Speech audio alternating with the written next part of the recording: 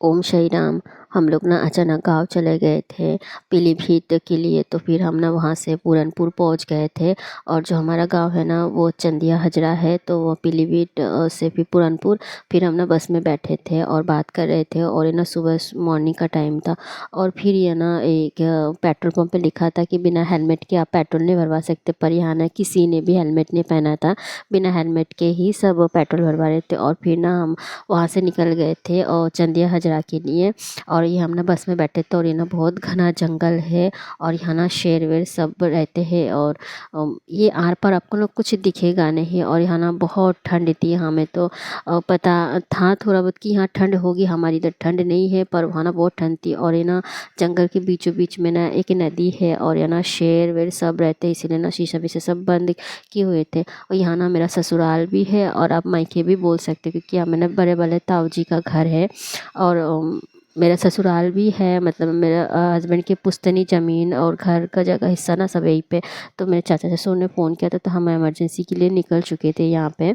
और ये सुबह ना मॉर्निंग 8 बजे का टाइम था। और फिर ना हम आप घर पहुँच के फिर शाम को ना मेरे भाभी भैया और मेरे हस्बैंड और मेरे छोटे बड़े भाई की बेटी ना, हम अपने मायके की तरफ की ज़मीन को हम देखने गए थे। और ये ना मेरे मायके की तरफ की ज़मीन है, खेत है, तो हम वहाँ शाम को ना पहुँच गए थे। और यहाँ ना बहुत ठंड थी, और वहाँ जाके तो हमने नहाया भी नहीं था। मेरे हस्बैंड को तो बुखार आ गया था, क्योंकि जब हम ना बरेली पहुँचे तो इनको ना बहुत ज़्यादा ठंड लग गई थी सुबह 3:30 बजे करीब। और फिर ना ये शाम के टाइम सूरज ढलता हुआ इतना सुंदर लग रहा था। और फिर मैंने भाई को कहा कि चल भैया थोड़ा हम ना शारदा नदी देख के आते और अपना खेत भी देख के आते। तो भैया आ गए थे मुझे लेके दिखाने के लिए। और ये ना शारदा नदी है, तो यहाँ पे ना बहुत भयानक बाढ़ आती है।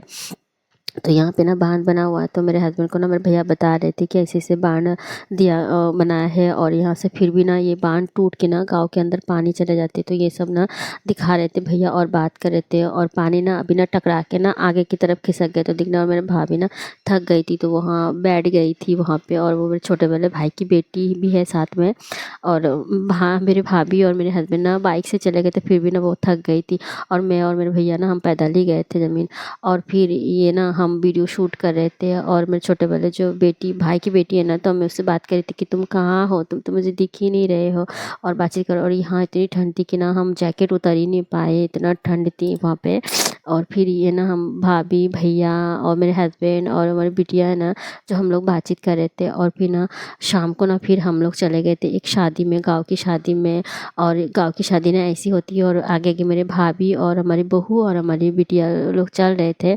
और यहाँ पे हम शूट कर रहे थे। और मुझे ना मैं बहुत सालों के बाद ना गाँव की ऐसी शादी में गई थी, तो मुझे ना बहुत मज़ा आ रही थी, अच्छा लग रहा था कि ना मैं काफ़ी दिनों से मैं ये शादी वादी ऐसे अटेंड नहीं करती थी। जब मैं अपने गाँव में रहती तब मैं शादी अटेंड ऐसे करती थी।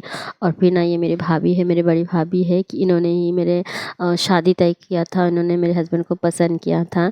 और ये है भाभी और बिटिया है। तो मैं बोली कि सब लोग इधर देखो, मैं ना वीडियो शूट कर रही हूँ, और देखो गाँव में ना ऐसी शादी होती है। और यहाँ पे ना छोटी सी लड़की और एक लड़के की शादी हो रही थी ना, तो मेरे को देख के ना बहुत हंसी आ रही थी कि देखो देखो बालिका बधू जैसी शादी हो रही है। अब क्या कर सकते हैं कि इन लोगों ने खुद पसंद किया था, तो माँ बाप ने ना मजबूरी में आके इन लोगों की शादी कर दिया था। तो ना मेरे को बहुत हंसी आ रही थी, और मैं ना वीडियो शूट करती। और ना हमारी बंगाली में शादी ऐसी होती है, और ये ना हवन होती है। तो ये हवन की तैयारी कर रहे थे शादी के। और फिर ना हम लोग ना चले जाएंगे खाना खाने के लिए, और गांव में ना ऐसे बिठा के खाना खिलाते हैं नीचे। और मैं ना बता रही थी, हंस रही थी कि देखो रात को ना मैं भंडारा खाने के लिए आ गई हूँ।